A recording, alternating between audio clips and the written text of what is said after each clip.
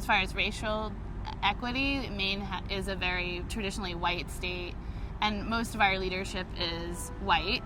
And I started to work with some amazing leaders of color who helped me completely reframe like my entire perspective about privilege and the world and systemic oppression, and helped me understand that there are so many young people in Maine who are not being represented in this work currently, and who don't feel like they belong in this work.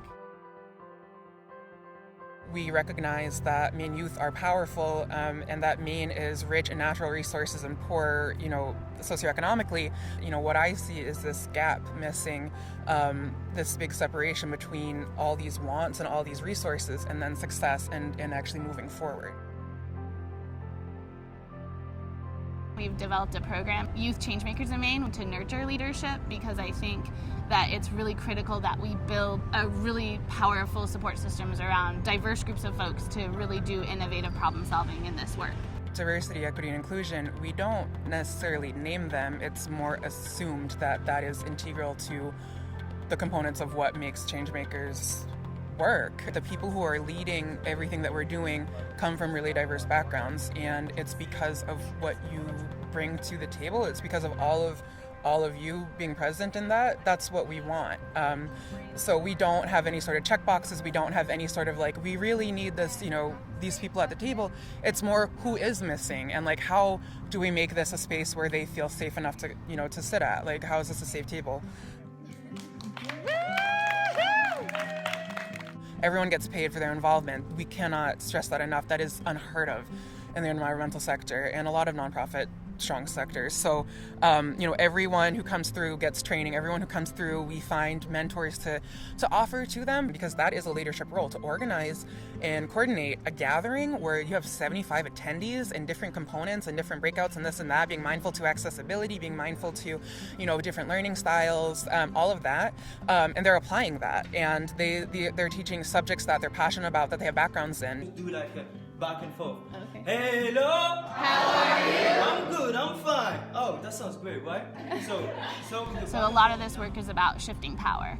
And we need to not just say we need to shift power and resources, we need to shift power and resources. So that means that we have to actually dig down and make sure there's ways for people of color or people of difference in any way to have seats on boards. We need to make those positions pathways to those positions.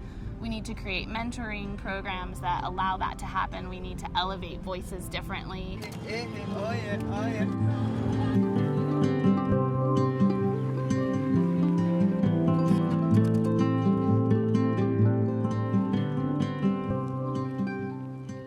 What are you doing today here? Today I'm excited to learn from all this workshop and all the people who came here to spread their love and spread their knowledge and their work they're doing across the country or across their community.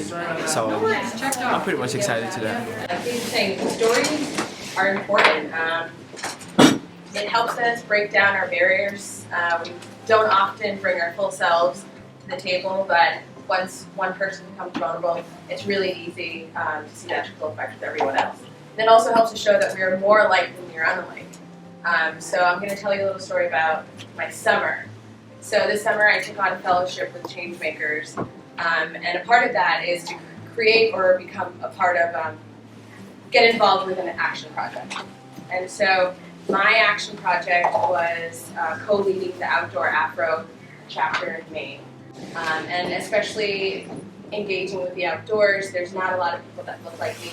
I never really thought it was a place for me. So this summer, when we went to Hurricane Island, a few of the folks in our group brought their kids, which, I was excited for, but I didn't know what the dynamic would look like because they're all under the age of 12.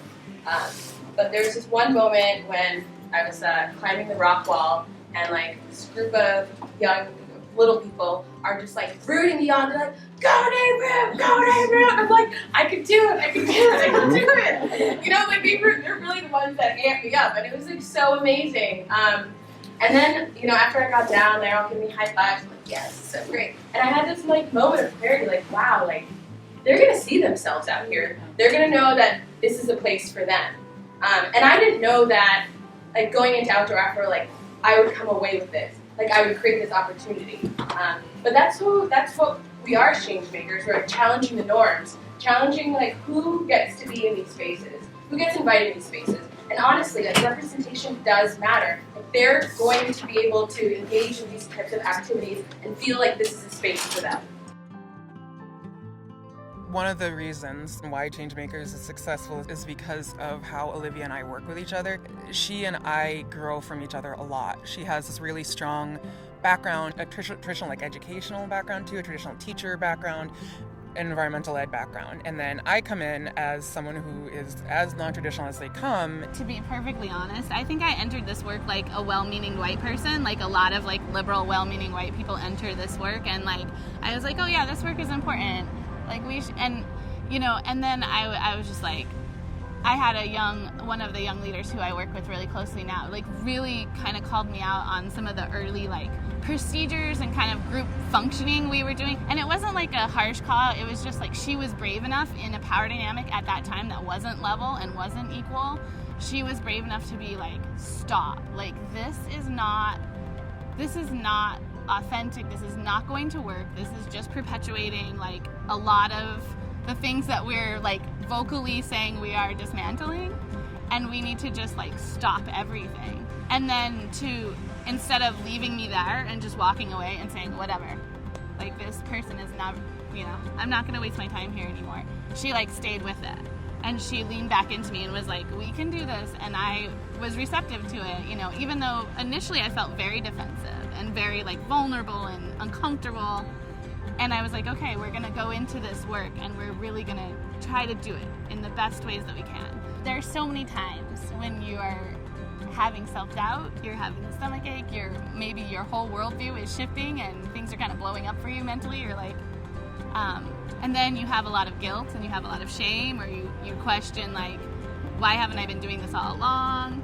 So I think sometimes it's good to like just literally just like set all those things aside, like just try to push all those thoughts and those voices aside and like turn away to the possible. This is kind of our charge to, you know, resonate with all the people that we work with. And I think that we have to fight for that.